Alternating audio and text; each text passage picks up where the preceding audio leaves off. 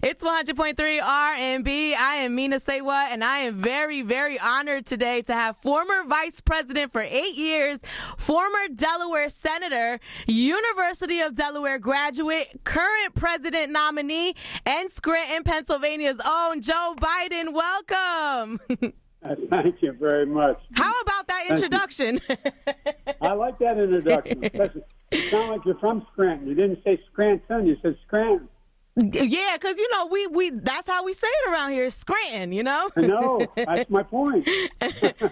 So I feel really lucky because I spoke to Kamala last week, and now I'm speaking to you. It's been an exciting week, but I can't even imagine how you're feeling. We are 8 days away from the election. What is going through your mind right now? What's going through my mind is that there's so much at stake in this election. It's the first time I've ever run for office that it's not about the competition and winning. It's about so much at stake. I think we have an enormous opportunity. I really mean this. I know I'm being always accused of being too much of an optimist, but I think we have an enormous opportunity to bring this country back in a way that the United States is the only country in the world that goes through crisis and comes out stronger. I think we have such incredible opportunities. And so I'm looking forward to Election Day. So we're on the heels of the last presidential debate on Thursday. So I thought it was a really important moment when you called Donald Trump a racist. Why do you think that was important? I think it's important because, look, I think we have to stop this hateful kind of talk we use. From the time he came down the elevator announcing the escalator in his hotel, announcing his candidacy, he talked about he's going to go get those Mexican rapists. And he talked about banning Muslims, and he pours fuel on every single fire. The way he goes after people is so personal and so vicious. The way he deals with, he talks about himself being Abraham Lincoln. My Lord, Abe is rolling over in his grave by the comparison. But it really matters. Look, I think what's happened, I really think what's happened, Mina, is the blinders have been taken off the American people. They understand there's systemic racism in America. They've never really thought about it that way before. But they saw what happened to George Floyd. They saw what happened across the board here. They've seen what's going on, and they now understand that there is systemic racism in America, and they're ready to do something about it. Whether it's education or job opportunities, or being able to be in a situation where you are able to be a first-time home buyer. And that's why I'm spending so much time making sure we give people a chance. We're going to make sure that, Title I schools, the 4 school districts that are black, white, and Hispanic, that they get 3 times the amount of money that they're getting now, from $15 to $45 billion. So every 3, 4, and 5-year-old has the same chance of succeeding as no matter what zip code they're from. Right. All the studies have shown that it increases by over 54% the ability of them to go all the way through 4 years of college. Making sure first-time home buyers can get a $15,000 credit for a down payment on a home. There's so many things we can do, and people are ready to have them done. Right. It's 100.3 R&B. I'm Mina SayWhat, talking to President nominee Mr. Joe Biden. So I've already voted. A lot of people that I know have voted already. But for the undecided voters, we're 8 days away. What do you want to say to them? What's the most common misconception that you would like to address? Well, I own 2 dogs and German Shepherds. Everybody, and a rescue dog. Everybody thinks I'm a dog person. I've actually owned cats, too. As a matter of fact, my wife's the cat person. Oh, she's becoming a dog person.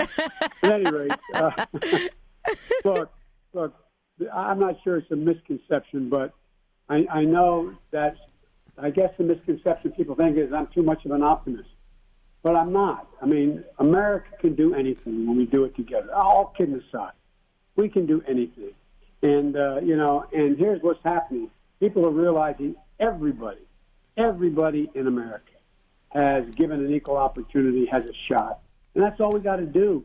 We got to give people an equal shot. And that's why we have to focus on people who have been left behind for so long.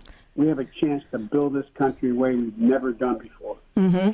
Throughout this election, I've seen a lot of lies being told by the other party. Not only lies, but attacks on you and your family. But I think I'm even more so shocked when people believe some of the lies that are being put out there without researching. What is the most frustrating thing about that for you? Well, look, one of the drawbacks of being out of office for 4 years is that people have known me well. The vast majority of people know me, the good, the bad, the indifferent. They know the things that I'm bad at, and they know the things I'm good at. It's not that I'm perfect by any stretch of the imagination. But what they do know is that my value set hadn't changed. That for me, it's been all about family and faith and country. I mean, for real. Right. I'm not making myself out to be special. It's just what most Americans think that way. And the idea that the president is attacking with such vengeance my surviving son, the idea he talks with such disrespect about my deceased son, who is a decorated hero. I won't say hero, but he won the Bronze Star and Conspicuous Service Medal and was the Attorney General. My daughter's a social worker. I've never, and if you notice, I refuse to attack his family. I just think there are things that are just, out of bounds. Low blows. They're low blows, right? Yeah, no, they really are. It's not who we are as a country. Right. We haven't had a president do this. I was a kid with Richard Nixon. I was a young kid getting started when Nixon was elected the second time.